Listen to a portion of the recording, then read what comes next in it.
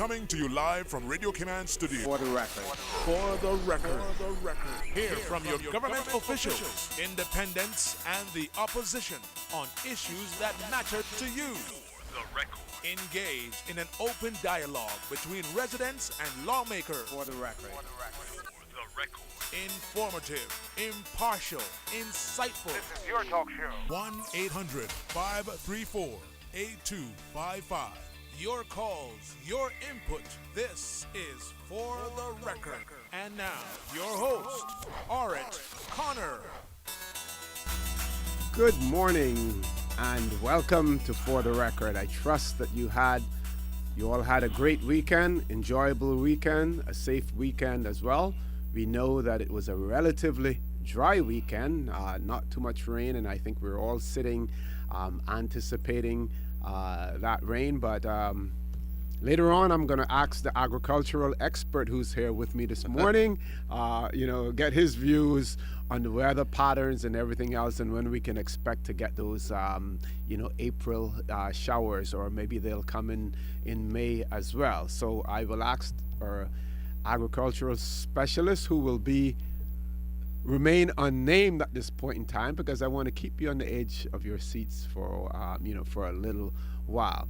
But of course, For the Record is a show produced by the staff and management of Radio Cayman, and it is geared specifically to keep you abreast of issues as they arise and play out on the local, regional, and international scene. I am your host, Orit Connor. Some of my friends call me OC, and some of those who are not necessarily my friends call me other things as well, but those we can't mention on the radio, at this point in time. But I want to thank you for joining me on For the Record, and you're all welcome to join me on For the Record every Monday, Wednesday, and Friday from 7:30 a.m. until 9:30 a.m. Our phone lines are always open, and there is always someone there waiting to take your call, and we try our utmost not to keep you hanging on the phone for too long. We try to take your calls as soon as possible. We just simply ask your indulgence that because of the limited amount of time that we have, and sometimes because of the number of calls, the many number of calls that we have queued up, to be as brief as possible in your statements to get your points across. And once your points have been put across, then give or guests an opportunity to answer. And you can certainly stay on the line while the answer is being given, in the event that you may have a supplementary question, like they say in the Legislative Assembly, if you have a supplementary, or if you have further comments. And that's all that we ask of you, to be considerate of the time constraints that we have on the radio. So you can always call us on our toll-free number, which is 1-800-534-8255. You can also call us on 949-8037 and 949-6990. And of course, if you don't like to talk on the telephone, and I always say there are not many Caymanians who don't like to talk on the telephone, not only Caymanians, but those who reside and work amongst us who are non-Caymanians as well, love to talk on the telephone. They go around and they find those free Wi-Fi spots, and they talk as well. So there's not too many out there who don't like to talk on the telephone. But if you don't, then you can email us at For the Record. That is one word, For the Record, at candw.ky. Now, I'm going to introduce my guest this morning, and we're happy again. The promise was made several weeks ago, probably about 3 weeks ago, and we were unable to keep that promise right afterwards because there were other issues that needed to be discussed by the government. But we had the Honorable D. Kurt Tibbetts, Minister responsible for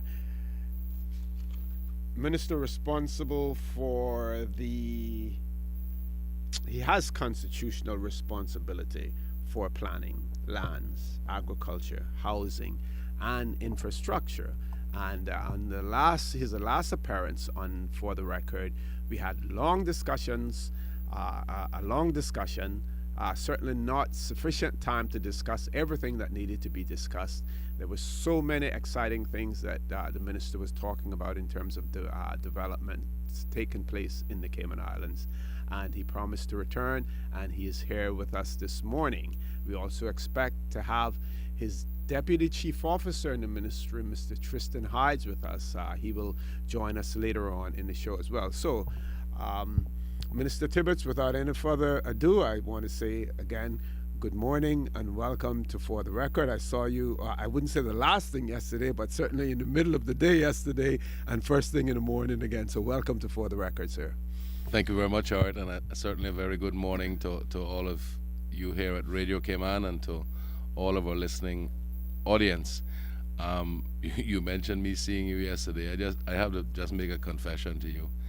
When I see you doing your 100-mile jaunt on the bicycle, sometimes I see the Premier plus a lot of other friends, and I'm driving by in my car. I just want you to know that I'm not envious for a minute. But notwithstanding that, I certainly take my hats off to you guys. I mean, 100 miles. Mind you, I can ride a bicycle. Yeah, I know. I can go a little distance.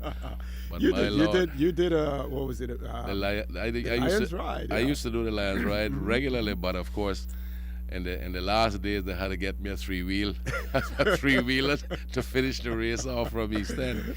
But that must have been 11 o'clock. Yeah, around about 11 somewhere o'clock. around about 11 o'clock. Because when we got yesterday. back to Over the Edge, we actually missed the breakfast. We had to use the lunch you saw me menu. coming from the Cayman area. I have a little ritual, you see. My family just like fresh fish, and over the years I've spoiled them. So on the weekends, whenever the children are coming up, because they're all grown and gone now, I have to find myself with a fresh snapper. So I say my prayers and I go and make an attempt. And yesterday when you saw me, I had my nice fresh snapper. I had cleaned them and everything, and I was going home to cook them for them. Wow. That makes the day, and my little granddaughter was there, and makes a whole big difference in your life. It certainly, yeah. And of course, you will recall several times the Premier and I would stop up by Billy and Judy Ann's house when you all were cleaning fish there, and we'd have coconut water and stuff like that. That coconut tree that was right there with the dwarf coconuts, Right. and we get those as well. So yeah. Well, hopefully this snapper season we might get some more if time allows. I love to do that, but of course time doesn't allow me as in years gone by. But I try to. That and looking at my fruit trees, that's my sanity. I must admit to you. When all else fails, I can go to either one of them, water or my fruit tree. It is so therapeutic. It's amazing. Even if they don't produce as much as you want, they don't give you any hard time. That's true. Yeah. And I'm seeing a lot because my mango crop is a little bit late, so I'm seeing a lot of the young mangoes dropping because of the lack of rain. Now we get a few showers, but almost everything now is passing through, but it's going more towards the north. When would we normally start to get some good rain? I have to be very honest with you now. I listened to you very carefully when you spoke about this agricultural expert and the rain, and I kept looking around the room and I said, I wonder if the cameraman is an agricultural expert, because I know you can't be talking about me. But the truth is, all right, and I think those who are really in the know, especially the old-time farmers who have all the experience in the world of knowing all the weather patterns here in Cayman, will tell you that it's no longer that you can predict.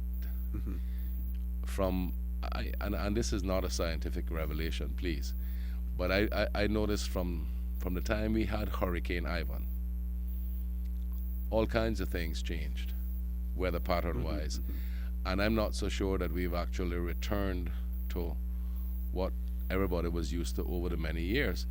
But God is a good God now. So you see, like last year, we had a real big problem last year, because when we were getting the rain, the majority of the rain was during the blossoming seasoning, I think of cooking, of the fruits and of the fruit trees.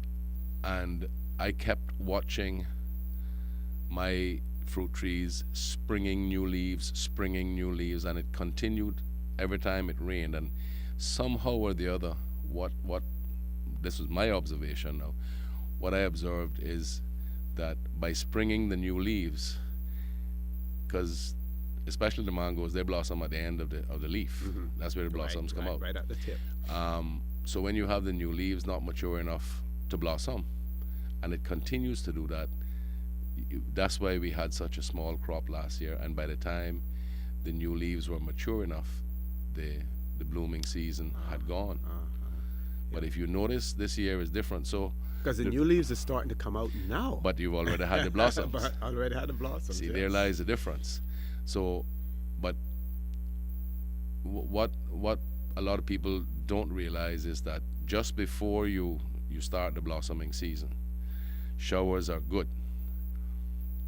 When you have the blossoming going on, you want not too much at any one time, because first of all, the heavy rain will beat the blossoms off, and secondly, it causes, in my view, just my observation over the years with my fruit trees, it causes the young fruits that have pinned, if the rain is too heavy, to fall off before they can actually take grip and mature. And then if you get too much rain after they matured but not ripe yet, I find that they have a tendency to split open before, as well. That's, I always think of that as hot and cold. You've had a good time of real heat, and then all of a sudden you get a long shower or showers, and it, to me, that causes some of them to split. But as I said, I am only going by my observations. I don't pretend to be McDonald's almanac or anything like that. But that's what I've seen. But we seem, all indications are we'll have a good crop this season, and God's willing, everybody will be able to have fresh fruit for, I am thinking in most instances, probably through end of August. And then you have a few people, especially Mr. William, Mrs. Elmalie, they're one of the biggest family of farmers, along with their son Jeff in Northside. They have some mango trees which are late harvest. Okay. So they will probably go through September, October. But of course, even now, what's been happening with this mango season is that some people have been picking fruit from early, but not in really large quantities. So, but I suspect by early May, within the first 2 weeks of next month, you will start to see the first crop of fruit being harvested. And the way the trees, we need to really pray to God more, because how it happened this year, I noticed it, and this is exactly how, in my view, it should happen, so that you don't have too much feast and famine. A lot of the trees, one side of the tree blossomed first, and then they started to pin the fruit, and by the time those fruits started to pin and get perhaps inch, 2 inches long, then the other side started to blossom, which I'm still getting blossoms coming out now. Me too, and most others, and that gives you your second crop. So what it means is you don't have too many that you can't offload one time, and it spreads the season out so that you get some continuity. And in instances, with some of the trees, you'll get a third crop. So hopefully all will go well with that, and the farming community, those who deal on that side of it, will have a good season this year, because last year was really poor. Okay. Folks, that's the agricultural side of For the Record this morning.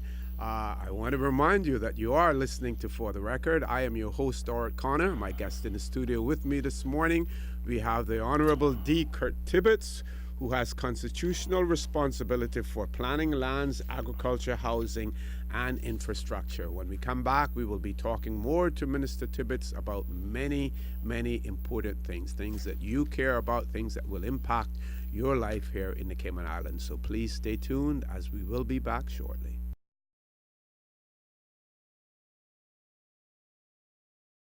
Good morning and welcome back to For the Record, where I'm your host, Art Connor, and my guest in the studio with me this morning, we have the Honorable D. Kurt Tibbetts, the minister who has constitutional responsibility for planning, lands, agriculture, housing, and infrastructure. Minister Tibbetts, I know we want to talk about your statement that was delivered in the Legislative Assembly last week in relation, updating your colleagues, members of the Legislative Assembly, on the infrastructure works that are taking place in the Cayman Islands.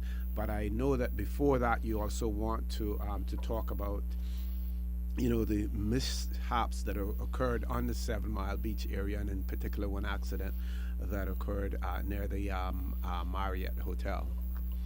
Thank you, Warren. And certainly, as I said in the Legislative Assembly on Friday, our prayers and thoughts are with the family of the young man who was in the unfortunate accident on the 6th of April. Name was Harrison, was it? Harrison Zieringberg. I hope I'm saying the surname right, Zieringberg. And it was noted this morning that the mother of that young man has written a letter into the Caymanian Compass expressing gratitude for all of the kindnesses extended during that trying time by the people here in Grand Cayman. And I just want to say that while no one wishes for incidents like that to happen, the fact of the matter is that statistically they will happen. But I really, my hats off to this lady who has understood that these things will happen. And while the young man is still, as I understand it from the letter from the lady, in critical care, pray to God that the length of time that before full recovery is not too extended. And certainly, again, not only on behalf of the government but on behalf of the people of the Cayman Islands, we want to express our gratitude for the fact that it hasn't made the family bitter. They look to return to the Cayman Islands as soon as they possibly can, which is a good sign for us and the people of Cayman. But at the same time, accepting full well that we shouldn't wait until incidents such as this happen, but the fact that in many instances, it's when something happens that focus is placed on certain specific things. And it was just one of those things, because right at the Marriott, the National Roads Authority had ordered the necessary equipment to place a crosswalk, and the equipment had just arrived, so they're getting ready to put it in now when we heard about this accident. Okay. Yeah, not to say that would have prevented it, but at the same time there are certain things that we know that we need to be doing to have as much safety as possible on the road. Yeah, and she has in her letter said that she would hope that circumstances will be carefully considered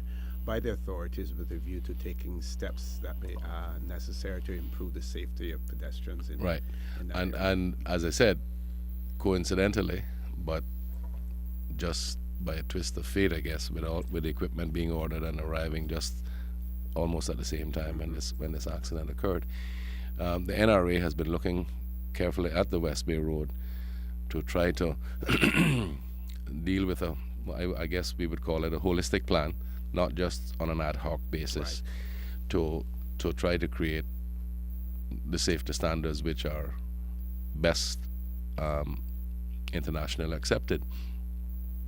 One of the difficulties that we have with the West Bay Road now, and we want to make sure that everybody understands, we're not talking about the Estella Tibbetts Highway. We're talking about the old West Bay Road, which now goes from Kentucky down to the public beach, the Kentucky stoplight. But by it having the third lane, which is a turning lane, both sides, and there's nothing wrong with that, but what we find in many instances is people rushing, taxis, tour buses, and private cars also, and looking to overtake continuously using that turning lane to overtake. On more than one occasion, me myself, I have gone into the turning lane to turn, and when I look, coming straight for me is a car coming up the road in the same turning lane, but not turning and looking to overtake another car that's coming. So, and I'm not saying that's the only thing that happens, but what we're looking at doing now, first of all, the speed limit, there has been an agreement to change that, and that's going to go from 40 to 30, which will help as part of the traffic calming. And also we're going to be looking along the turning lane wherever there are specific points where you would turn.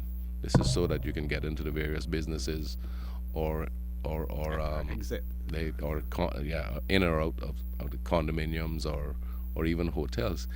We're going to be putting traffic calming devices there, which are aesthetically pleasing, but what it does, it prevents through traffic from using it as just a passing lane. And as I said in the statement in the Legislative Assembly, and I mean, we just have to learn to appreciate what is and how it is. If you are in a real big hurry, there are several places that you can turn off and go on the Estella Tibbetts Highway, which is a thoroughfare. Don't mean that you must go 100 miles an hour on that, but a lot less turning off areas on the Estella Tibbetts Highway. So if you're in a real big hurry and you're going on down in the West Bay area, then use the Estella Tibbetts Highway. And while the old West Bay Road is still a very busy road, that's fine. But let's put our mind and have mindset to the point where that's just for when you're going to a specific location. And we all have to be very careful and mindful of pedestrians. So we're looking, and that will be done very shortly. I'm expecting by the end of this month, going into the first week in next month, that we'll be dealing with that. It's not going to take very long to do all of that. And of course, there are some other areas where we're changing the speed limit signs, also to what fits, where that is. You think that 30 miles an hour is sufficient? There are some who would argue that maybe 25 miles an hour. If you tell me 25, I'll tell them to change the signs to 25, because I know nobody's going to fire me for that. No, I think 25 to be is very honest, reasonable. To be very honest, that's what the committee decided. And Tristan, who will be joining us very shortly, he doesn't know it yet, meaning that I'm talking about it now, but it was only Friday I said to him, I said, Tristan, what is the process if we wanted to make that 25 instead of 30? And he was going to investigate that. And if it's a simple process, that's what it's going to be. But I didn't want to say that beforehand if it wasn't a very easy process and it was going to take a lot of time to go through all of that again, because I didn't want to wait on that. But my preference is 25 miles an hour. Yes, I think that would be good. Certainly for that area, there's no reason why people have to be rushing. Exactly. And if they have to rush, they have to alternate Estella Tibbetts. There was a time when we didn't have that option, but now we do. Yeah, and so let's use it wisely. And like you mentioned earlier, there are several, quite a few points that you can actually enter the Estella Tibbetts. Exactly. It's not like you got to go miles and miles. Starting at the public beach, then you come down to you got Galleria. Before that you got Cost You Less. And there's one more. Before you get to the Ritz. Canal Point. Now some of them you may have to go north before you go south, but but it's not very far, because you have several roundabouts there. So that was another thing. I was always amazed at this, and I never forgot when we had to do the dual carriageway on the east-west arterial, and we were going across the Lion Center and Medak and Country and Western up to Hurley's. And it's not that I didn't understand people not wanting that to happen, because they thought it was going to be the end of the business world for them and stuff, and it has proven not to be the case. But when you hop the flight and you go to any part north, which is very common for us nowadays, not a soul says a word, and they do what they have to do, and they go up and go down wherever they have to go. and that's just the way it is. Yep, that's exactly, folks. I want to remind you that you're listening to For the Record. I'm your host, Stuart Connor, and my guest in the studio with me this morning, we have the Honorable D. Kurt Tibbetts, who has constitutional responsibility for planning lands, agriculture, housing, and infrastructure. We're going to go to the news now. When we come back, Mr. Tristan Hydes, his Deputy Chief Officer, will be joining us as well, and we will be talking a lot more about a lot of things that are happening in the Cayman Islands that will certainly benefit you. So please don't change the dial. Continue to listen to Radio Cayman News and rejoin us shortly.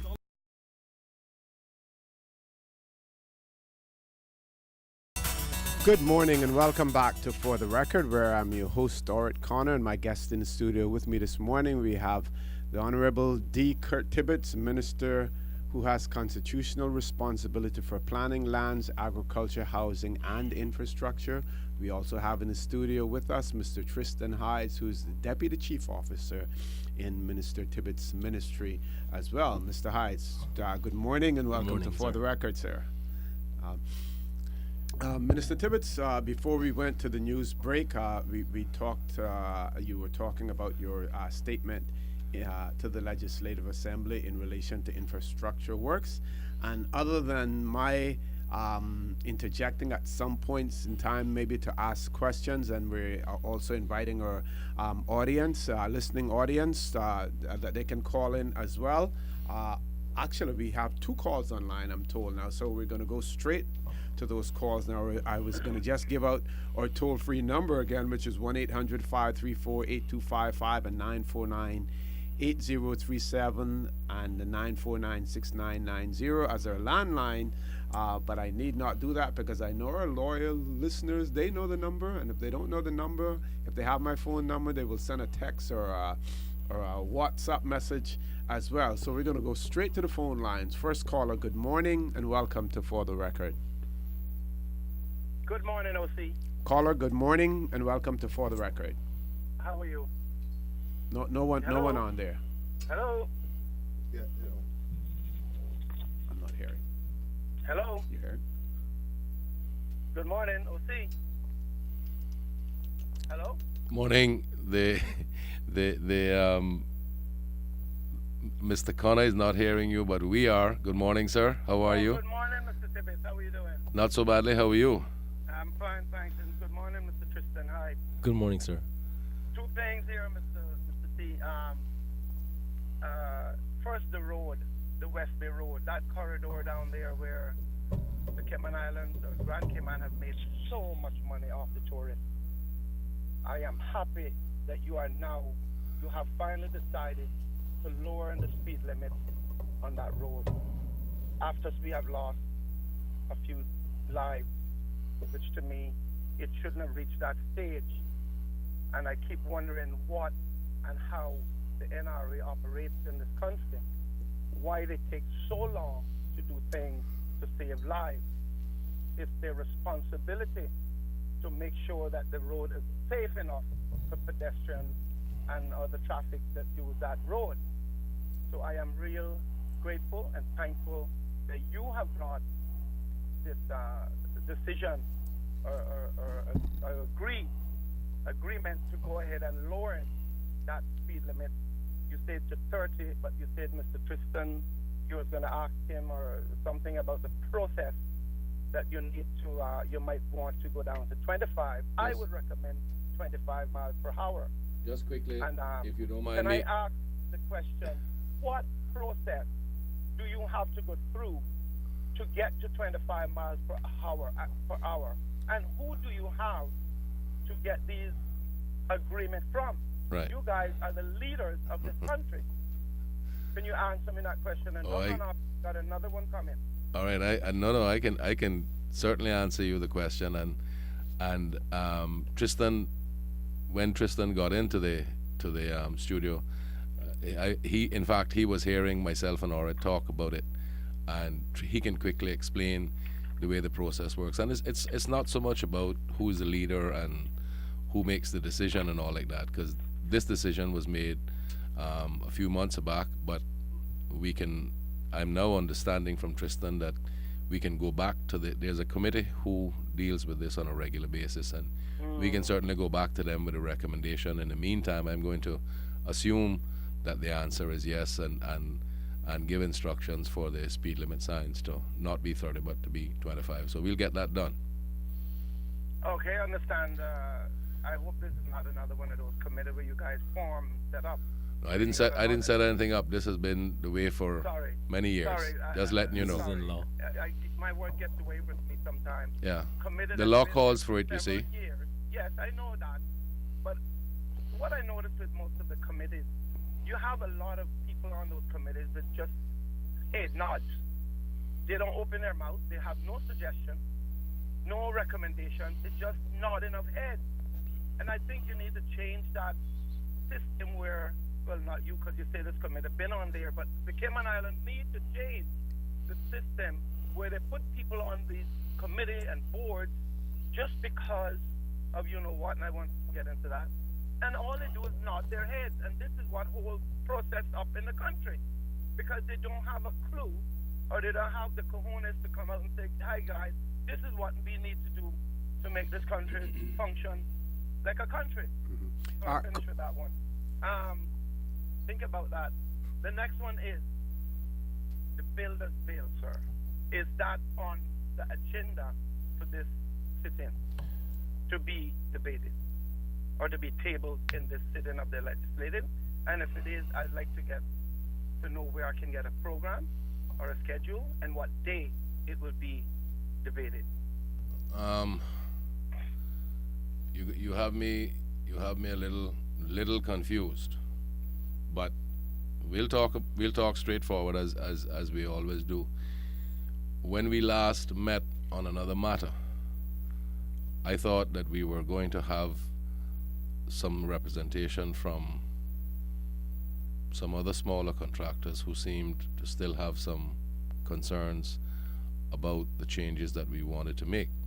We have it ready to go, and I don't know if I'd asked my PA to send you an email last week to ask you if you were going to be able to facilitate this meeting so that we could go through that stuff, because what I didn't want to do is to have it in the Legislative Assembly while people are outside complaining that this is not right and they didn't have an opportunity to speak, or to give their input on the whole thing. So we have it. Tristan has it here this morning with him, and we were going to go through just in general some of the things, but I want to be able to get to meet with these people so that we can get all of that stuff put to bed so that we can get the final version up into the Legislative Assembly. Now, the next meeting is the 15th of May, and I had spoken to Tristan from early this morning to tell him we needed to get this meeting done very swiftly so that we can get the bill in within the 21-day notice. Am I missing something, or I thought that's where we were going? No, sir. No, you know, and I just as well as I do, there are two groups of people in Cayman. One that talks and one that wants something done. That group that's out there now turning or condemning this bill don't have a clue. They had all opportunities, ample opportunities, to come to all different areas or meetings that were held to listen to this bill. They would not come. They refuse because they're not interested. And that's that group of people that will always complain. But I just thought that when we met last that you said that you were going to facilitate it. No, I told him no way I was coming in there with him. No, I don't mean you. You said that you weren't coming, but you were going to arrange the meeting. Yeah, I could arrange a meeting with him and whoever he wants to, because I don't have a problem with that. But the problem I have is we took so long with this bill, and we invited these people specifically to the CCA meeting, and they didn't want to come. So I don't know where to take this from here on. Well, let me put it to you this way. If, just so that we understand each other now, I left that last meeting understanding that the meeting with these individuals would be facilitated by yourself. You were not going to attend, and I said just let me know when so that we can set it up. If that's a bit difficult, we have it ready. the bill that is. We have the bill ready to go. But what I did not want to happen, and I believe you will appreciate this, is simply to not meet these individuals face to face to hear what their genuine concerns are. Because I suspect that some of the concerns by now, with the changes that we are proposing, are unfounded once they get to know everything that is in everything that's proposed in the bill, because it's not only a bill to amend the law, which was never put into effect, but it's also to amend the regulations, which are the nuts and bolts of the operation. So if it's for me to arrange the meeting, then I will do so this week for sure, to try to get everything in place so that we can have it down to the Legislative Assembly for the 15th of May meeting. I was just of the impression, as I explained to you before, that did you not get an email from my PA asking about this meeting? No, I haven't as yet, but God knows I will facilitate them if that's the case. But that was my understanding, you see. I just and please appreciate that I would much rather do it this way. People don't necessarily agree all the time with the way I wish to operate, but I'd much rather have an opportunity for us to talk about it rather than to hear it outside afterwards. Then everything gets ground to a halt, and then we got to go over the whole thing again when we could have done so prior to actually bringing it to the House. Okay. I understand that. Thank you very much, caller. I will go ahead now and facilitate them and get back to you. Please. And I will set up a meeting with you. Please okay? do. Thank you. Thank you very much, Mr. Hill. Okay. Let's go to our next caller. Caller, good morning and welcome to For the Record. Yes, good morning, Mr. O'Connor. Good morning, Mr. Orrit. How are you? Okay, and good morning to Minister Tibbetts. And did you all say Tristan Hyde was there? Yes, he is. Yeah, Good morning. to, Good morning. Tristan. Good morning. Yes, I was calling concerning the signs that we used to have on the road, reminding our tourists to drive on the left. I no longer see those signs there, and I think they're very important to have. I know they have stickers in the rental cars that remind them of. Yeah, they still have those stickers on the rental cars. Yes, but I see it very important also that the government has these signs reminding tourists also to drive on the left, at least every 2 miles, for every 2 miles, because they might have the stickers in the cars, but while they're driving and if they see these signs on the side of the road, they will definitely remind them to stay on the left. And a serious incident occurred in West Bay by Boating Bay Lighthouse. I was on the omnibus one afternoon, and the bus was full. No one else could get on the bus. And we were coming over the hill, coming from Turtle Farm Way. Mm-hmm. And as we approached the top of the hill, as you know, it's blind before you get over the top of the hill. You're not able to see what's on the next side of the hill until you get on top of the hill. And there was some tourists in a white Hyundai van. It was a family, and those tourists were driving on the right-hand side, coming over that hill. And I mean, everyone on the bus was terrified. Everyone in that family, in that Hyundai van, were terrified. And the bus driver actually had to stop and pull over, actually almost into the bush. And the tourists then realized really what was going on, and they all of a sudden swerved from off the right-hand side of the road onto the left-hand side of the road, because they realized then that they were on the wrong side of the road. But I think it's very important to have these signs at least every 2 miles reminding our tourists to drive on the left. And it's also a good reminder for our pedestrians who may be standing on the side of the road when they see these signs also, in order to help them, to remind them which direction they have to look before crossing the road or before pulling out of an exit. or exiting from a premises. So I think it's very important to have these signs, and I think the government should work on this as soon as possible. Thank you very much, caller, for that. If you notice in London, for instance, when you walk in the streets, of London, you're coming off the sidewalk.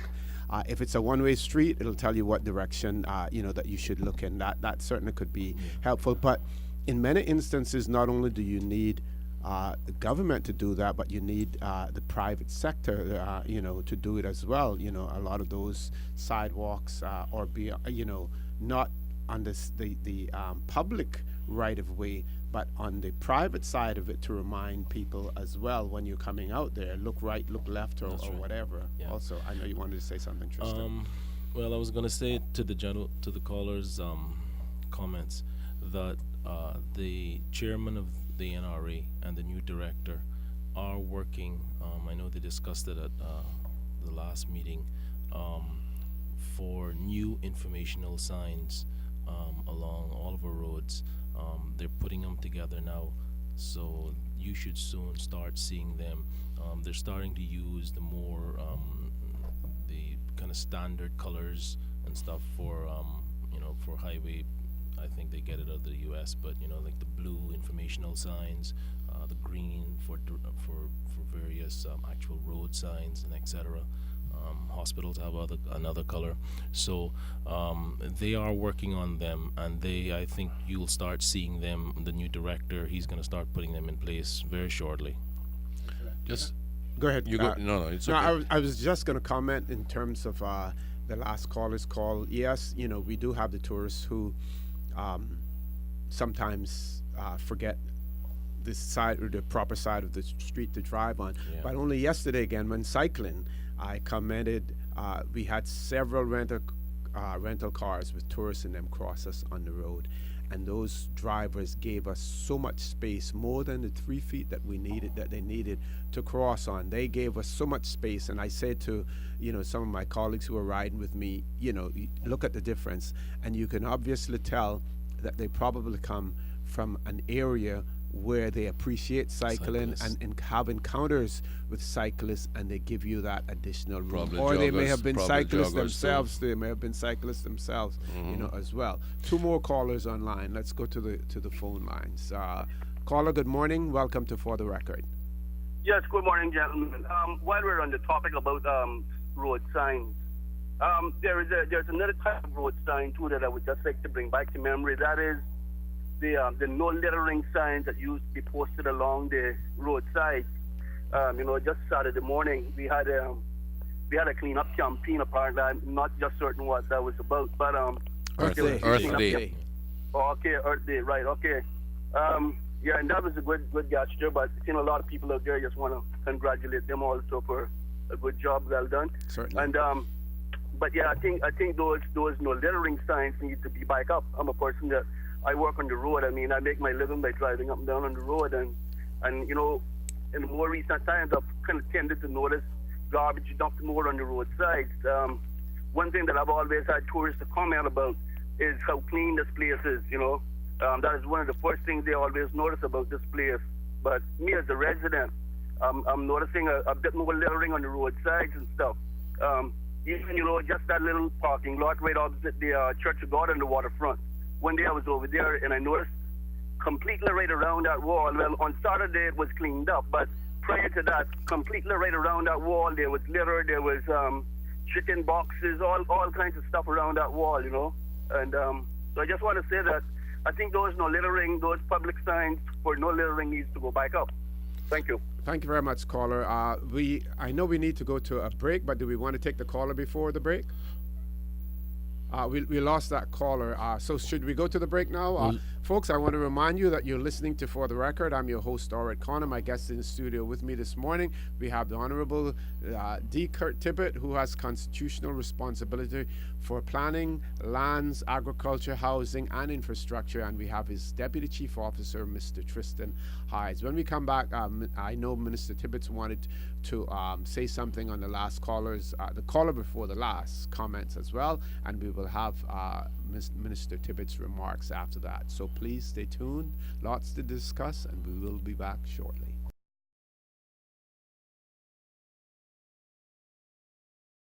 Good morning and welcome back to For the Record. We have a caller who we may have lost earlier. We're going to take that caller, and then Minister Tibbetts, you can, if that caller has any questions or comments that you want to reply to, and then we'll reply to the other remarks that were made That's earlier fine. as well. Caller, good morning. Welcome to For the Record. Good morning. Good morning. How are you? Not too badly. I wasn't the caller that you lost, though, because I just got on. Oh, okay, okay. Well, good morning to you, OC, Kurt, and Kristen. Morning. Good morning. How are Kristen, you? I should say. Morning. I'm not too badly. I'm trying to get over some physical problems here. But I heard Stanley on earlier, and I decided to call in. First of all, my Kandiwaki email is down, and for some reason I can't get it back up. But I haven't been in touch with Stanley by phone, so I'll liaise with him over the next couple of days. One thing I want to find, well, by the way, that Earth Day thing worked well because I was in the Brack over the weekend, and they were doing the same thing that I saw being done here, so. It's amazing, caller, the amount of debris that I see on the side of the road that has been picked up right at the roundabout, Grand Harbor roundabout, just before you get to the traffic department. There, I saw tires and stuff like that put on the side of the road that came out of those swamps. It's amazing. Yeah, when I was going to the airport, I saw the guys picking up tires. I mean, it's bad enough throwing other litter, but not tires for God's sake. But anyway, they did a good job, both here and in the Bronx. What I wanted to ask Kurt was, what was the deadline for having this thing put on the next agenda for the 15th or whatever? It's 21 days before the House actually starts, so we don't have much time.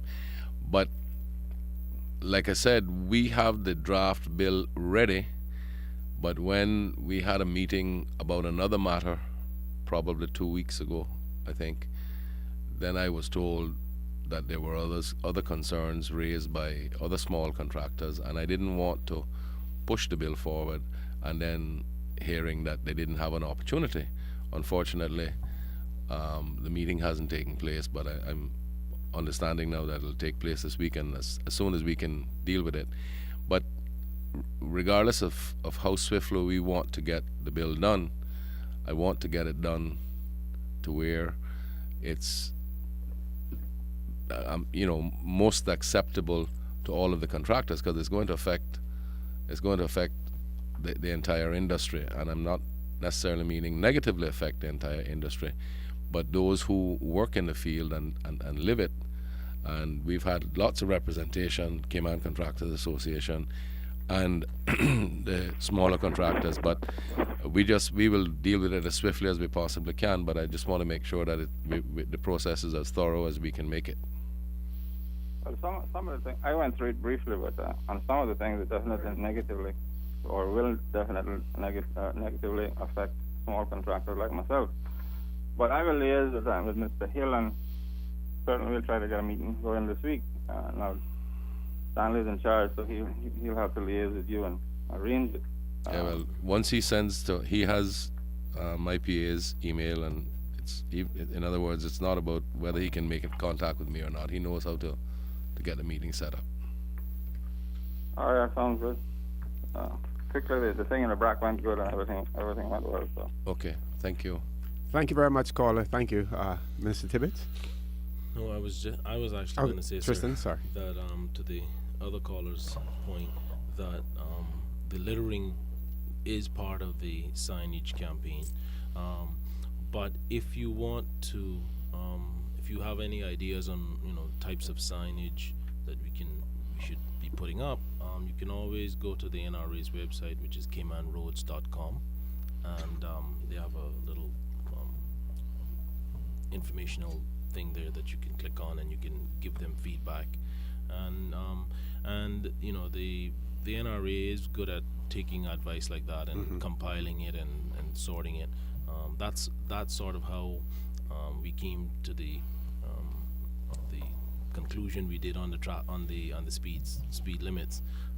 The NRA analyzed it, but after that they put it out for public consult for a few weeks, and the public went on the NRA's website and did their thing, and then the NRA compiled all of that, and we looked at the data, and most people, some people wanted Esther Litivitz at 50, and some people wanted West Bay Road at 25. So we did that analysis, and then the traffic management panel, which is compiles of the ministry and NRA and the police and the vehicle licensing unit. Everybody sat there and looked at it and sorted it out, and that's how really the speed limits were came about. Okay. One question that our road users had was in relation to the sweepers, the number of sweepers that the NRA has, because we're seeing more and more roads opening up. We're seeing bike lanes being created, and of course, when it rains and even when cars are moving on the road, they have a tendency to push the debris to the side of the roads as well. Does the NRA have sufficient resources to maintain the roads in terms of sweeping, cleaning them? I guess that's a loaded question. What you really mean is that you want me to answer it? I will do that. I was giving you wonderful opportunity because you were on a roll there. All right, as far as I know, they do. Mm-hmm. What I do know is that some months back, the sweeper was down. Something was broken. Okay. I do know that it's fixed. And I've seen it being used fairly often. Now, I certainly will make note of your question through your through one of your listening audience, and we will make sure that there's determination of what the situation is. And just to let you know also, and to let the public know, that the NRA in recent times have been doing full assessments of the equipment they have on hand and the necessary equipment, while just like every other department or SAGCs or any one of the SAGCs, the resources are limited, but they're prioritizing, mm-hmm. and I know that they're getting up to speed with the necessary equipment. And while on that topic, I think the public will have seen and will be seeing more of the NRA's activities throughout the entire island. And at this point in time, while lots of times people have lots of negative things to say, I want to congratulate the chairman and his board, and also the managing director and his staff for really making a difference in fairly short order with our road networks, and I'm sure that the public will see more of this as the days and weeks go by, and certainly if the resources allow us to. One of the things that I'm happy to be a part of at this point in time is the approach that the board is taking along with the NRA. Is they're actually systematically examining roads, and not just a matter of listening to who screams the loudest, so that the roads that need the most attention get dealt with first, mm-hmm. as the resources become available. And they're also not just on an ad hoc basis, but scientifically, that's the correct word, scientifically and meticulously looking at the quality of the roads. You will see different types of works being done on the roads, because instead of making it a road get to the point where you have to do the whole thing over, remediation can give you another 10 years lifespan on the mm-hmm. road if you do certain works which are minor compared to having to do the whole road over. You will be seeing some of that done now as we speak in various areas to give longevity. So more emphasis then on maintenance as opposed right. to, and the truth is, overhaul. That has been proven without a shadow of a doubt to be much less expensive than just waiting around until kaboom kind of thing. And I think that will bode well for us in the immediate and in the future. And I certainly am happy that that's the approach being taken, and I'm sure that that methodology will stay with us for quite some time. So I'm glad for that. Okay, we have a caller who has rejoined us. We'll take that caller now. Caller, good morning. Welcome back to For the Record. Yes, good morning again, gentlemen. Good morning again, sir. Yes, sir. Good morning. Yes, thank you. So concerning the incident, I have two questions and then I'll hang up so I don't have to take up any time. Okay, which incident is that? The incident with the jet ski accident, Okay. where the 31-year-old young man lost his life, and thankfully his wife or the 15-year-old didn't lose theirs. But what is the law concerning the age limit of people operating jet skis, and also when it comes to lifeguards on our beaches? It's something I've been mentioning from the time Mr. Thomas Jefferson was Minister of Tourism. The importance of having lifeguards on our beaches. As we know, people could be snorkeling together, and if I am snorkeling with someone, that person could be 10, 15 feet away from me, and they could be having difficulty, maybe drowning.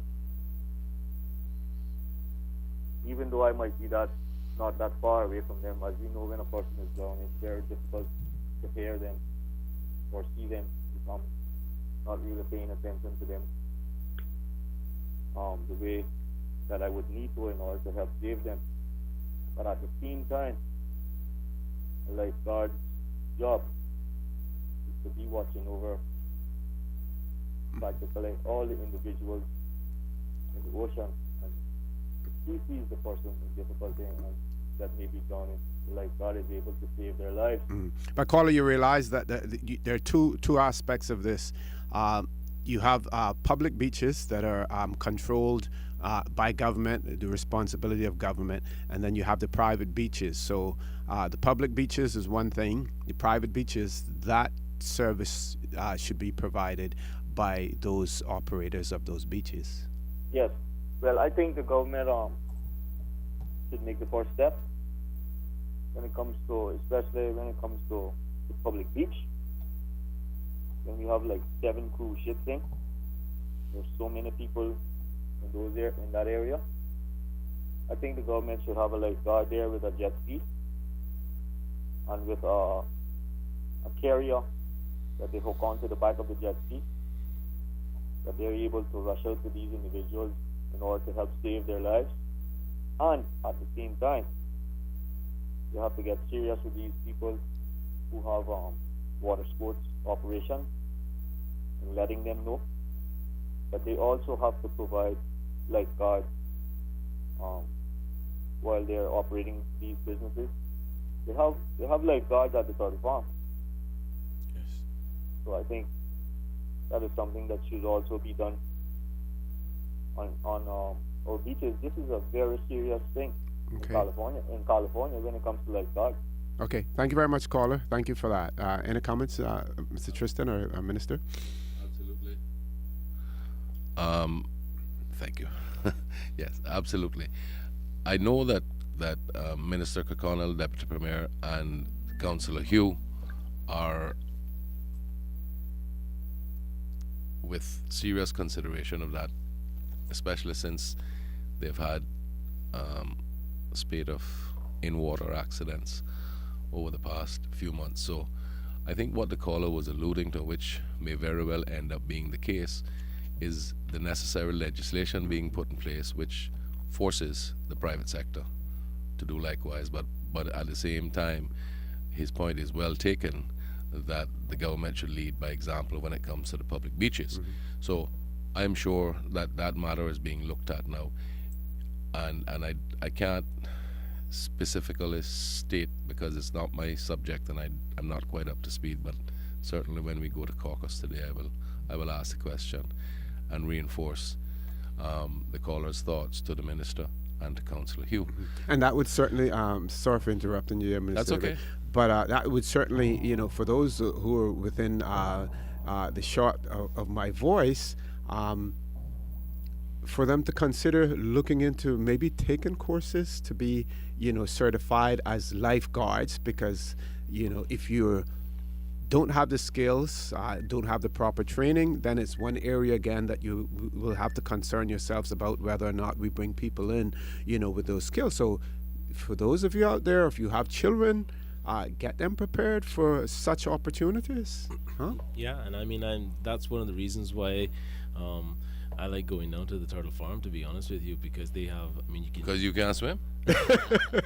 No, because they have both I'm fresh teasing, water but I know what you're saying. and salt water, and they can snorkel, and they have a bunch of lifeguards down there that are very diligent at their job. I mean, I was just down there yesterday actually, and just watching, and I actually made a note to call the director and let him know, because there's one there that he was really on top of it, and I mean, there was this little kid that was kind of messing around and stuff, and he really had things under control, and that's, I mean, it is a good thing. The other thing about that is that I was sitting here thinking and saying to myself, this is another thing that we should make sure that Caymanians are given the opportunity to do this necessary training that you're talking about, or to ensure that those job opportunities, once they're created, because I'm certain that there are many Caymanians who are capable and would be willing to do those jobs. Exactly. We got to make sure that at the end of the day, those opportunities are I mean, I don't need to go into any long talk about that, but we got to make sure of that. Okay, we have one caller online. We're going to try to take that caller, answer question if he has any before 9 o'clock, and I'm hoping that we can get back to the discussions. We're getting a lot of calls in, but I know, Minister Tibbetts, there's things that you want to say to our listening audience absolutely. as well. So we may, at some point in time, sort of suspend the calls for a while to give the minister an opportunity to, lay out his program for us as well. Caller, good morning and welcome to For the Record. Good morning. Good morning to everyone in the studio. Good morning, Miss Daphne. Very good morning to you, ma'am. I am eager to hear what the minister I can has see your to say. smiling face now. Oh, do you know what? I really am. But most times you do. If you're not, there's something definitely it's wrong. A beautiful Good morning. to hear your voice. It's a beautiful morning, and giving God thanks. It was a beautiful Sunday, nice weekend. But anyway, the not least of which being involved in the Week of the Young Child, for which I give Miss Rena Jefferson and her team and all these caregivers, or everything. It was a wonderful week. Anyway, listening to you, I'm sure if you gentlemen, or if you all have been listening to the talk shows over the years, I know that this young man, Mr. Keith Orat, you know who he is, has been forever. Not every talk show, but from time to time he keeps saying, when are we going to get lifeguards on 7 Mile Beach? Because the numbers are increasing all of the time. Yep. And so the thing is, as all of you know, the statistics for this year about some of what is happening, not saying that in all those cases a lifeguard would have helped, but certainly we want to be able to in any way prevent as much as we can those situations happening, especially when they're fatal. So, gentlemen, I just want to say is that we don't really need to wait on the world to move forward. We just do what we have to do when we have to do it. And so I hope that this is something, as we move forward, that we'll find that along 7 Mile Beach in particular, or in any other areas where there are a lot of swimmers, snorkelers near the shoreline congregated, that we will have individuals in place, well trained to do that, to be able to assist. So I just wanted to say thank you very much for bringing that matter up and focusing some attention on it.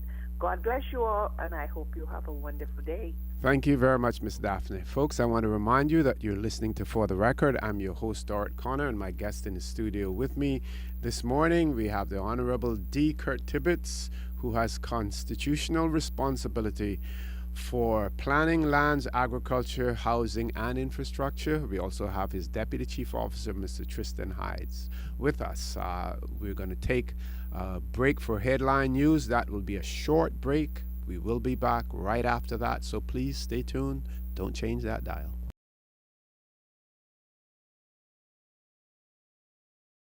Welcome back to For the Record. First of all, I want to remind you that For the Record is brought to you by LED Lighting, Engineering and Design, located on Dorset Drive in Industrial Park, and they have lots of energy-saving equipment. So you should check them out today or sometime during the course of the week.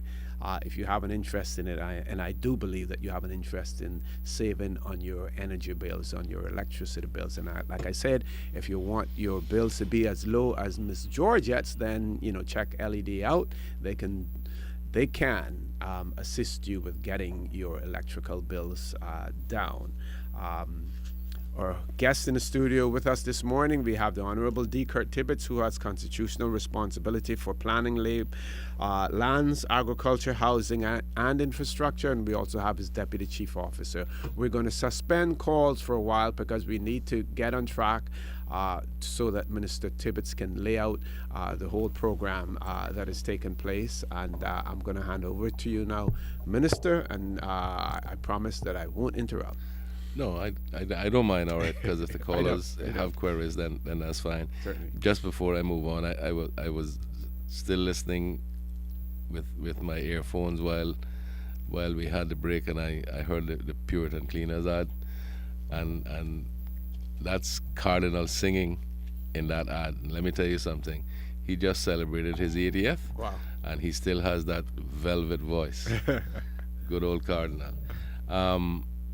Just want to talk a few minutes now because on the Georgetown Revitalization Program, we've been talking about it and stuff has started, but I'm going to ask Tristan in a short time to just give a little bit of give a picture of where we're going with it in general terms, so that people will begin to appreciate exactly what it's all about. Lots of it is to do with infrastructure and in creating the type of atmosphere and the type of traffic flow which will induce the type of redevelopment and development in the Georgetown district which will keep it alive or make it more alive. We've always heard the complaint over the last 15, 20 years that a dark Georgetown is dead. So there are a combination of things dealing with amendments to the planning legislation and also the physical aspects which Tristan is going to explain. I want to say that in all of that, as I've mentioned before, we are diligently pursuing creating some more green space in Georgetown, and that is we're looking at specifically where the glass house is. We've had an offer to make that a park, and we're going through the process physically now of creating the RFP to decide on how best to deal with that. In another matter which I have also mentioned before, but when we were talking this morning about safety and all of that, we're just about completed that peppercorn lease, preparing that peppercorn lease for that property that is owned by Mr. and Mrs. Kinch right next to the Spots Cemetery, public beach. And that I've seen the plans for it, and I think I'm not sure whether it's Public Works or Parks, the Parks unit will be doing that area for that piece of property to create parking inside, right alongside of the cemetery, inside of that property, right alongside. And I think it's about 18 parking spaces that will be created there. and the 5 or 6 that are already there in that little narrow area going down to that beach will be left there, so that you won't have to have all of those cars parked on the other side of the road. And people walking across in a the 40 mile an hour zone with their children and all of that. As I keep saying it, I get heebie-jeebies every time I cross there and see that. And I crossed there the other day, and it was not shocking, but I counted, because I turned around to specifically do so. I counted 11 rent cars, the smaller ones, which tells me they were tourists using that facility. And it's a beautiful place when you get past the cemetery going down there. So this and again, I can't thank them enough, the Kench family, for allowing us to the use of the property that they have, which they're really not using it right now. So they're happy to allow us to use it. I can't thank them enough. But really what that does is give this parking space, and in reality almost just about doubles the size of the actual beach area that can be used, and I'm very, very grateful for that.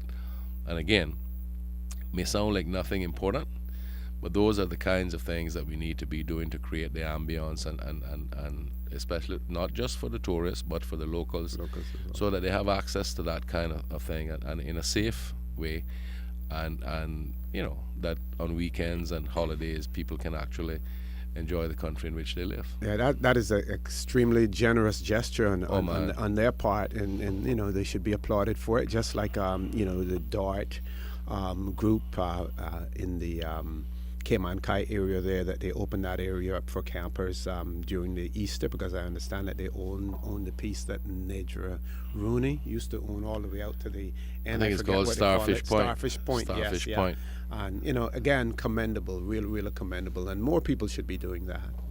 Things Absolutely. like that. Yes. So, Mr. Hides. Yes, sir. So, Georgetown revitalization. Well, I think we're going to be doing a launch, if you will, or telling people about it at the next chamber meeting. That's set at the end of this month. We'll have pictorials. Yes, sir.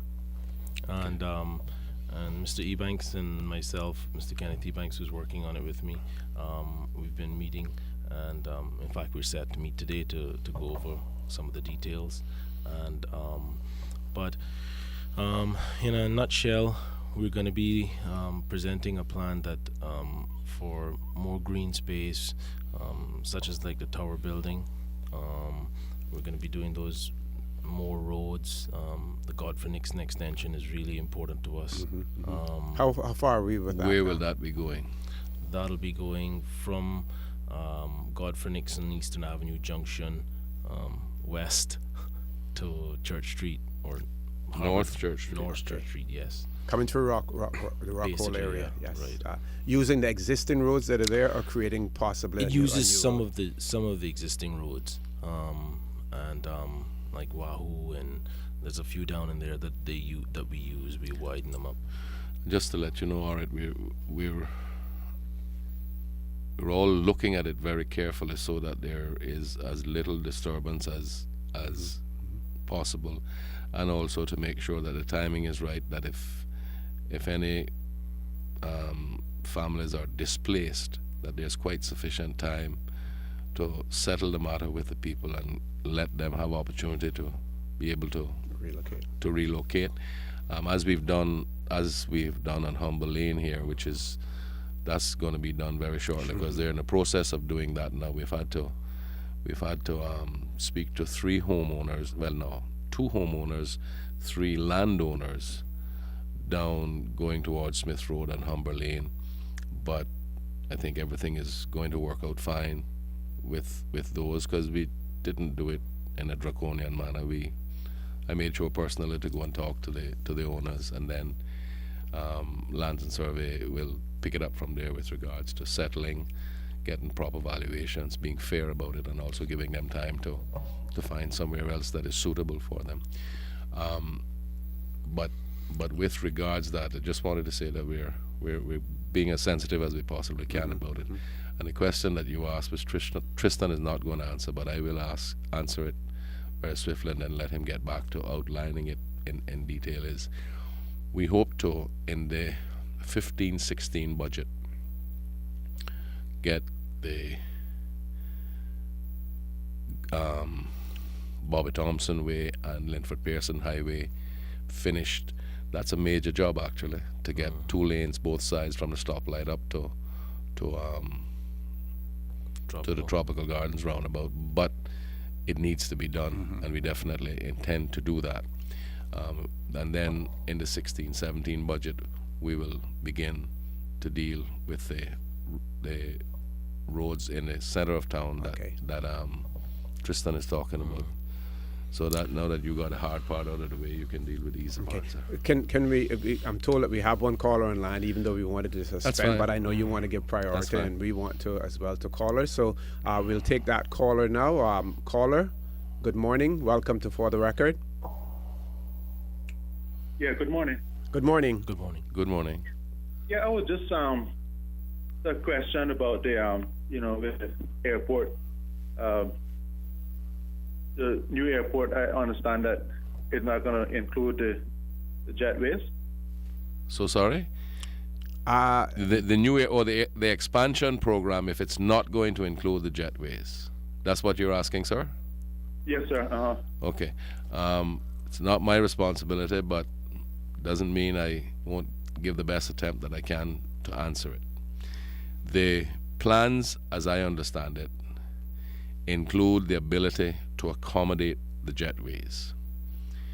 The funds that are going to be available over the next 3 years to complete the physical expansion of the airport are not able to pay, because as I understand it, these jetways cost in excess of $3 million, or yeah, I think the cost was at $20.5 million total. Additionally. Yeah, total, yes. And the other, without those, the expansion program, I believe, is somewhere between $50 and $55 million.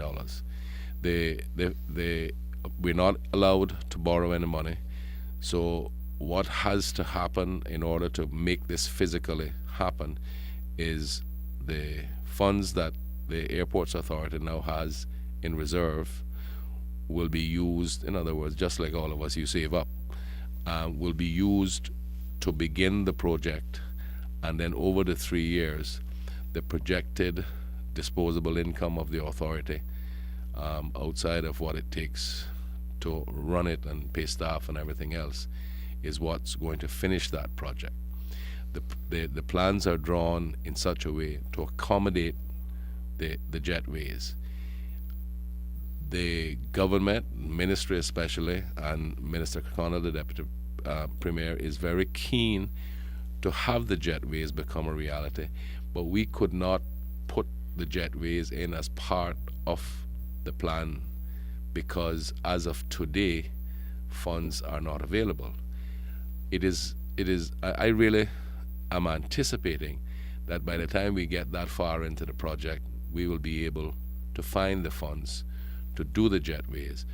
But the difficulty is we didn't want to make that be part of the project and the project run into problems and we don't get the project finished. Everyone knows how cramped the airport is for space.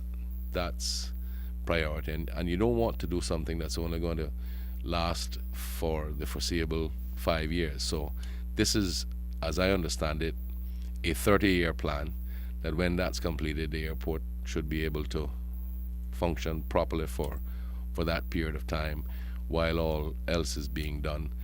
And the jetways will be done as quickly as funds allow for them to be done. And if the funds allow for them to be done during the expansion program over the next 3 years, then they will be done. And I know that Premier, Deputy Premier, and all of us are keen to make it happen, but we can only do so once we're able to have the funds available.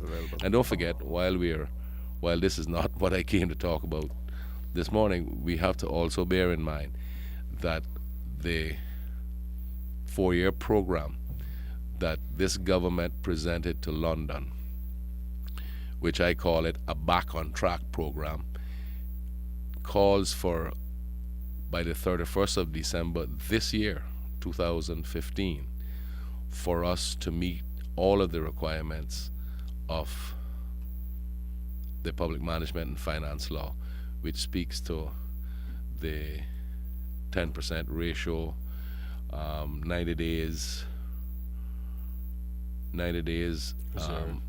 of Reserve. 90 days of reserve for what it takes to run the country, and the third criteria about the other ratio. So with not being able to borrow, we still have to be working from now towards the end of the year to ensure that we are on track with the plan that we've given to London. So while everybody is anxious and wants all of these things to happen, we want them to happen as quickly as everybody else wants them to happen too. But we have to plan sensibly, and everything is going to be proportionate. But I hear the cries for the jetways, and I know that especially I've seen some sort of heart-rending thoughts expressed because of when we have handicapped individuals and all like that, the difficulties that they have getting aboard the plane, and we totally understand and appreciate all of that, and there's no lack of concern on our part. We just have to be able to deal with it in the best way we can. So I have every confidence that we will be able to do it, but I don't want to stick my head out and make statements that are not correct. The answer is, as of now, the plans are being done to accommodate the jetways, but they are not part of the 3-year program. Okay. But as soon as funds are available, they will be. Caller, we want to thank you for your question, and I hope that the minister has answered it satisfactorily. Yeah, go. Hello? Yep. Yeah, I wasn't quite finished. I'll just finish up and then you can respond. But I'm not sure how many jetways that we're going to have. And the other thing, I know that the government had, I think, rejected the investment and infrastructure fund. I think that would have been a great thing. But anyway, guys, I'll leave you with that. We're short for time. So okay. Thank you very much. Thank you very much. We have another caller. I have to comment. Yep. Go ahead, Minister. I take my licks wherever I have to take them. In fact, I'm kind of used to it. But, broad shoulders. but all right, let me say this. The mention was just made of the infrastructure fund. I have no problem with the infrastructure fund. I have a problem with an infrastructure fund which takes ownership from certain things away from the government. If there is a proposal to assist with any government program, and it's a matter of dealing with it in such a way that the government repays the money and owns, I have no problems with it. But I will go on record, and this is very personal to me, this is not a government position I'm taking, but where I sit, how I look at my responsibility as I have for over 20 years, what is private sector is private sector. There are certain institutions and buildings which I believe the government should be in control of. Airport, water authority, those kinds of things. I don't believe that private sector should own those. There are many things which private sector can get involved with, and I don't have a problem with that. I don't have a problem with a new court's office being done on a PPP basis and all of those things being ironed out. But I just want... Because the administration of the courts is still with the judicial. Exactly. But I just...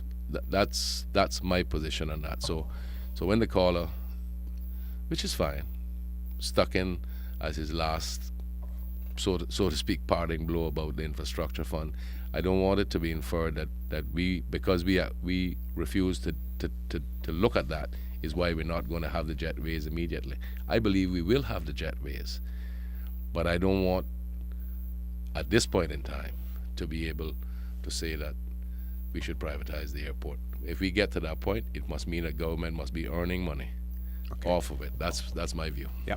Okay, we're not doing too great as far as time management to get back to you, Tristan, but we're going to try. We're going to take the other caller. We're going to ask the caller to be as brief as possible in terms of their comments or questions. Caller, good morning. Welcome to For the Record. Good morning, Mr. Connor. Good morning. How are you? I'm good, grateful. Morning, Minister Tibbetts, and morning to your chief officer there, I think. Deputy Chief Good Officer. morning, Deputy young Chief lady Officer, who was born on my birthday. Yes, big brother. I was going to throw that out, but since Mr. Connor warned beforehand, be brief. Let me take my brief and run with it. Minister Tibbetts, I was just wondering, since there's some road works going on, just wanted to ask, is that section there by the Savannah Post Office, is that going to be done anytime soon, or is that not in this particular time frame? Just to answer you very swiftly, ma'am, that is a part of the program. There was an outline done for the fiscal year 14-15, which ends June 30th, and then the next cycle begins July 1st, same year, 2015. But I'm not 100% sure whether that's within before June 30th or whether it's afterwards. But I can tell you it's in the plan and it's not far away. Okay, I'm happy to hear that. Thank you very much. So that you won't be playing roller-polar going home every time.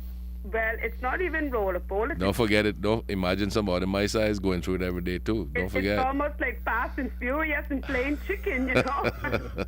No, that certainly is going to be fixed, ma'am. Okay, thank you so much, and I hope I was brief enough. Thank you very much, caller. Thank you. Thank Certainly you. were. Thank you. Okay. Mr. Tristan. Okay, back to roads in Georgetown. So I think it was a good plan that we had to do Smith and Godfrey Nixon first before we attacked Linford, because I think if we had done Linford first, we would have ended up with everybody coming down here, but still bottlenecking. Yes. So by getting those two sorted out, then Linford, when it all, the traffic will just flow and disperse into Georgetown properly. Like I said, the extension to Godfrey Nixon. We're also looking at Edward Street and improving that.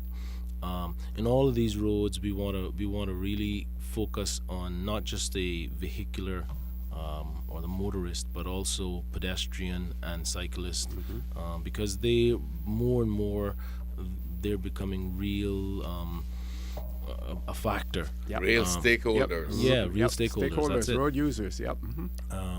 And to just not give them any attention. I think I call it West Bay Road, but Esther Litivitz actually does a really good job at that, and you'll start seeing some more road improvements around the other areas as well. And in West Bay Road, Mr. Tibbetts first spoke about improving that. When we're doing that, I think we'll look at those improvements for that as well, because we have a lot of cyclists on that street as well. So we're gonna have a chamber at the end of the month that will Chamber luncheon. Yeah, that will bring out this plan. We'll present it in PowerPoint and some of the intentions and what we want to do within Georgetown, looking at zoning, looking at what areas should be where. In other words, what should be commercial, fully commercial, what should have residential in it. That's something I think you should just expand on a little bit to explain that it's not new to the rest of the world, but it's fairly new to right in the heart of Georgetown, the residential commercial combination. Yes. We see it a little bit down at Cayman Bay, but what we want to do to bring life back into Georgetown, we need to have the residential come in. I think what happened back in the 80s and 90s, predominantly the 90s, is the commercial really pushed the residential out, and everybody wanted to get away from living close to a business. But over time, we've seen kind of a new thought in architecture and planning where people want to live where they work, and so by bringing the residential back, and developers can use kind of a multi-layered approach, then you can really have places where people will live and then just literally go downstairs and go out to work, and that will actually then cause the downtown to kind of revitalize in itself. That'll also then bring other businesses back that isn't just true commercial, but more like shops and stuff like that that will really then create the kind of snowball effect that will get everything rolling. And so that's how we see it happening.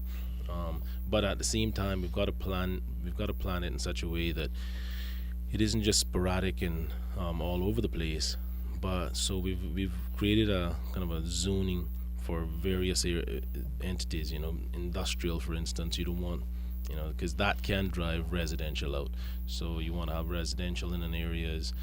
You want to have, for instance, maybe even a hotel and a conference center.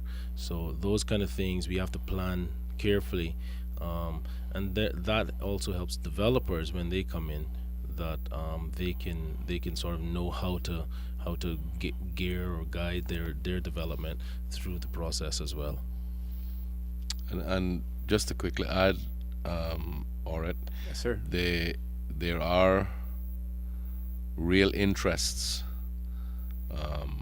around the place now who have been coming to meet with us in the government to tell us what their plans are for various businesses in the Georgetown district, which will be unique to the Cayman Islands, and we're doing our best to facilitate them, to let them become a reality, because that's going to really assist with bringing it alive for not only for the tourism aspect of it, but also for our locals to actually enjoy certain types of distractions which are wholesome and family oriented, but not available here in Cayman. It's when you hop the flight you get to Right. to go there. So hopefully all of it, well, I am confident, I should say, that all of it will fall into place. And while we can't make everything happen in a day, we want to be orderly with the entire thing to make sure that we've covered all the bases and done everything right, so that it's all over, I'll take a ride around town with you and say this is a job well done by the people of the Cayman Islands. Excellent, excellent. One of our listeners queried about the offer that was going to be put on the table in relation to where the police headquarters is currently located. That's still being done. It's tell me, Tristan, where are we now? They're supposed to be developing. They're developing the RFP to sell it. So that's really in its works. I think we have that. There's no change with that. No. Okay. The end of this month, that'll be out, and so I guess developers can look at that.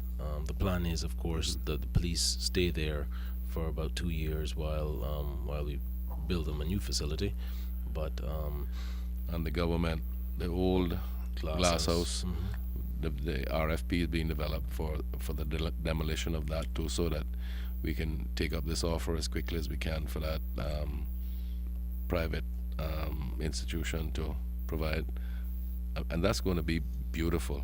I can imagine, yeah. That's going to be really beautiful, and people will be able to enjoy the ambience that will create.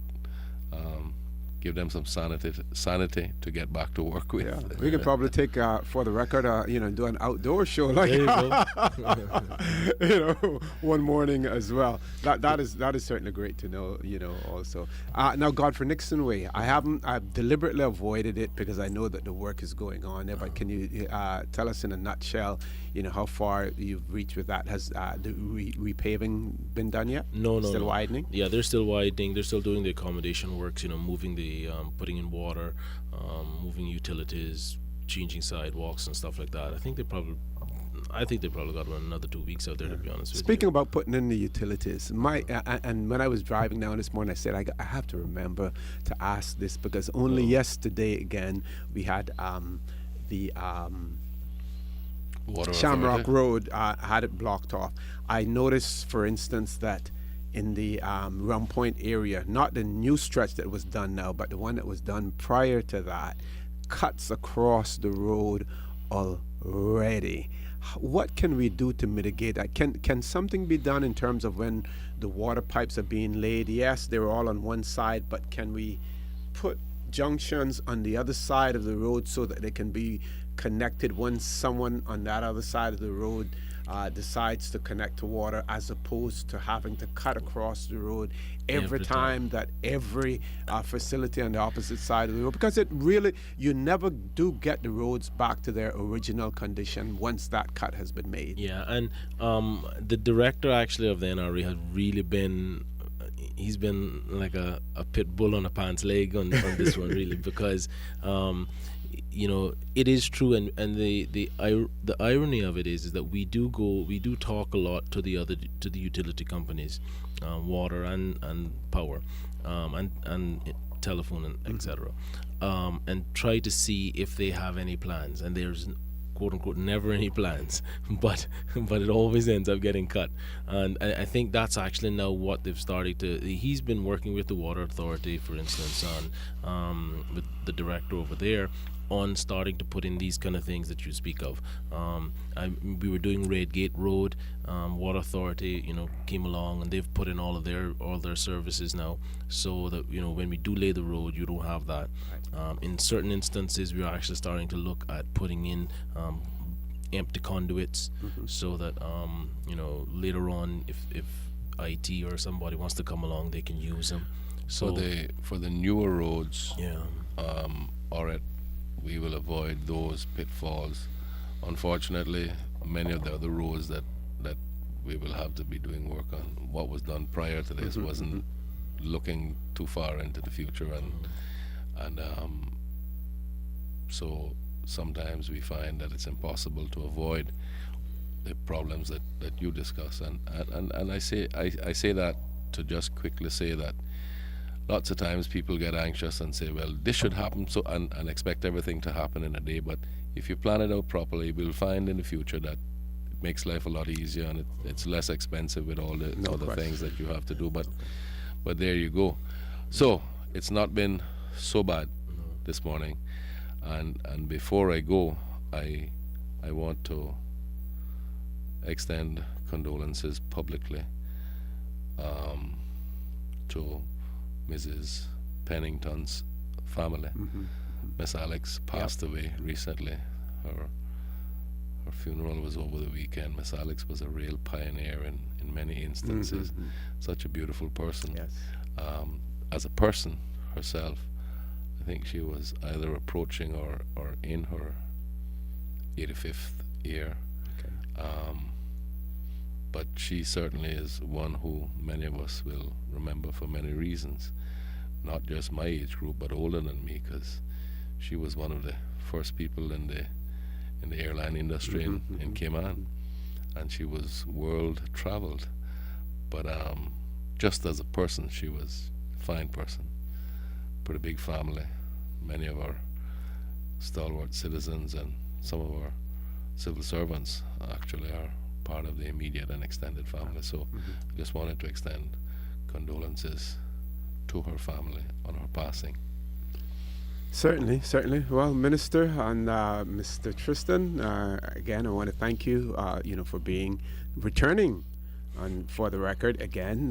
Never enough time, but you're certainly welcome to come back, and I'm sure that our listening audience, always happy to have you on air, because what we talk about here, like I said, directly affects the lives of so many of our residents, citizens, on the island. You have certainly a huge portfolio, huge ministry, and lots of important work. We didn't get a chance to talk about housing, but that'll be a discussion, for another time as well. Folks, I want to remind you that you've been listening to For the Record. I've been your host, Stuart Connor, and my guest in the studio with me this morning, we had the Honorable D. Kurt Tibbetts, who has constitutional responsibility for planning, lands, agriculture, housing, and infrastructure. We also had with us his Deputy Chief Officer, Mr. Tristan Hydes. And I just want to say also, Minister Tibbetts, that this coming Wednesday,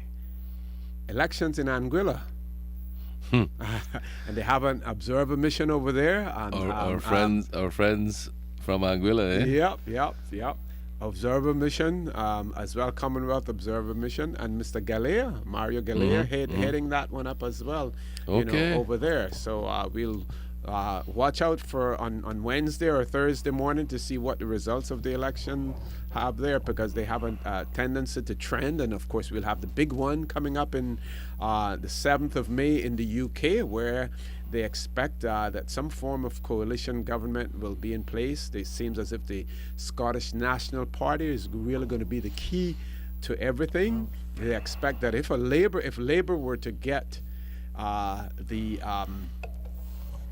nod to run the government, that it will be a short run, because they are likely to have another election pretty closely afterwards, because they will be governing either as a minority government or a coalition that is not likely to hold together too well. So on the political end of things, we'll continue to look forward to see what happens. And I want to remind all of us that we are our brothers and our sisters keepers. There is always someone out there who is less fortunate than we are, and I ask you to extend a helping hand to them. And if you can't, then you should donate to a worthy charity. We should always consider those who need, not necessarily those who want. I ask you to continue to listen to Radio Cayman. John Sterling, Duane Banks at 12 noon for Talk Today. Rejoin us on Wednesday when we will have the 2 independent members from the Legislative Assembly, and I'm sure some of you in our listening audience will want to talk about and question the minister for the member from North Sides in relation to the headline story today about his debate in our Legislative Assembly. Continue to listen to Radio Cayman and have a great day, and God bless.